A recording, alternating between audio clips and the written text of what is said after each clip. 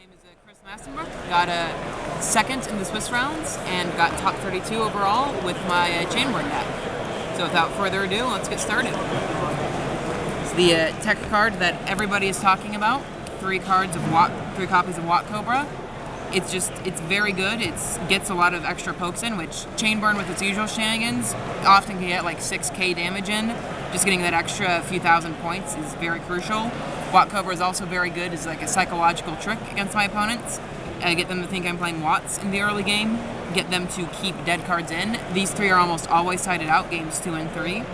But I get my opponents to keep cards like Mirror Force and Deep Prison in their deck. I remember I had a Machina Girgia match in like game 9, where game 2 I saw the guy had Cyber Dragon in his deck, he had Deep Prison in his deck, he had Mirror Force in his deck, he had dead card after dead card, all of which were probably still in there because he thought I had my Watt Cobras. So it's a very solid choice. 3-step Scarecrow, it's very self-explanatory, super good on the defense, there's really not much that needs to be said about him. Subpar on the Agent matchup because they can just Herald him. Only time I would ever like side him out, otherwise he's just such an excellent card and you are always happy when you draw him.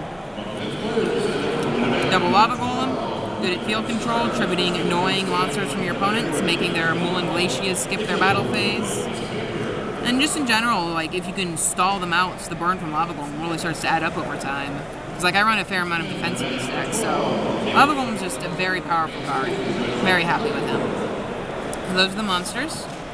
For spells, we got 2 Train Strike, self-explanatory, can hit like 2,000 most of the time. It's just one of the best cards. Triple 1 Day of Peace, excellent for defense, excellent for draw power. It's really good like after you explode and you need to recover and you need to survive turn after turn when you don't have a whole lot. 1 day into 1 day into 1 day is just a really excellent way to do it. And won so many games because I could just resolve 1 day. A double Pot of Rally, again, it's really good for the consistency. Pretty much the only time you don't do this is if you want to summon a Lava Golem that turn, or I'd summoned a Watt Cobra and didn't want my opponent to realize I was playing Chainburn yet. That scenario sort of faded as I got higher in the rounds and everybody knew who I was and what I was doing. But, you know, pretty good card, so that out of the way. And everyone's really here for the traps. We got 3 Just Desserts, 3 Secret Barrel, 1 Ceasefire, sort of the crux of the deck. Cards that burn your opponents for having cards. It's just, you know, they're just the good cards. The only really thing to be aware of is Ceasefire doesn't interact with the Jama tokens, but other than that, it's very excellent. For the draw power, we got 3 Reckless Greed, double Legacy, double Jar, triple Accumulated Fortune. Just want to keep cycling through as much as possible. These all give chain links. These are just so amazing when you can get them off.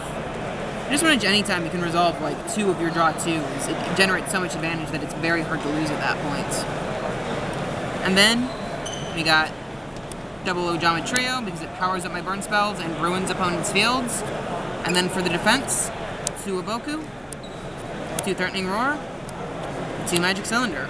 Just very flexible, very good at stalling out turn after turn, and just very happy with how that all worked. So that's the main deck. Set that off to the side.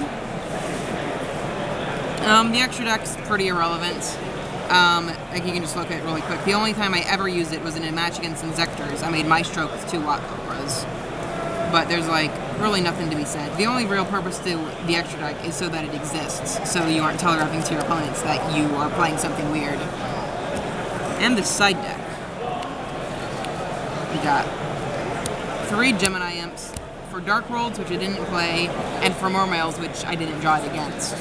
So I like the idea of it, I would still use it, just unfortunate that I never drew into them. An extra Lava Golem for anyone that's really like fills their field with problematic monsters like Xian or Lagia. Volcanic Queen for the same reason. Queen is such a risky card and I always hate when I have to summon her. Very glad I never had to side her this tournament. But a smart player against game 2 and 3, they'll like make Lagia, they'll make Xian, and they'll just sit on it to deny you your Lava Golem. So at that point you have to have the Queen just to force something to happen. 2 Marshmallow. Wasn't really sure when I would put this one in. Never did. Probably ended up taking him out. I guess it would be in if like some of my defensive traps were dead, but the only traps that were ever sometimes dead was like Magic Cylinder against something that pops them back all the time, and anything that does that will also pop Marshmallow. So, fortunately, just not as good as it used to be.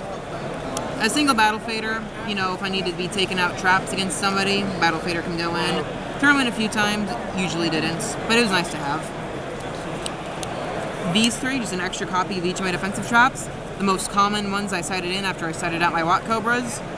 Just excellent to have like 6 or more turns where you deny your opponent their battle phase, make them angry, and draw into the cards you need to win. And then finally, Heavy Storm and triple MSC just to hit those Royal Decrees, which I got decreed once this whole tournament. Saw a couple people side Trap Stuns, which I never got into. Trap Stun I got nothing for, so any advice to anyone who wants to beat Chainburn? Trap Stun, not Royal Decree. Yeah, that's the deck.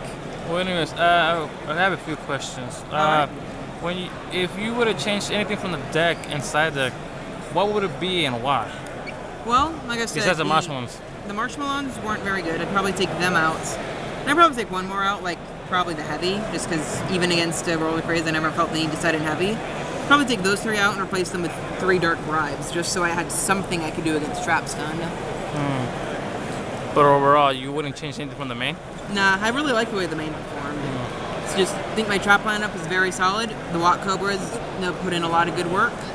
I guess the one thing I'd want to look into in the future is I was tempted to build the Gustav Max variant, but I didn't have enough time to really test because I'm not really sold on how useful like Meteon or Trigodia or Metal Reflect Slime is in the main outside of materials for Gustav. But you know, in the future, that's something to mess around with. Man, thank you for the deck profile, giving us your time. I hope for next time.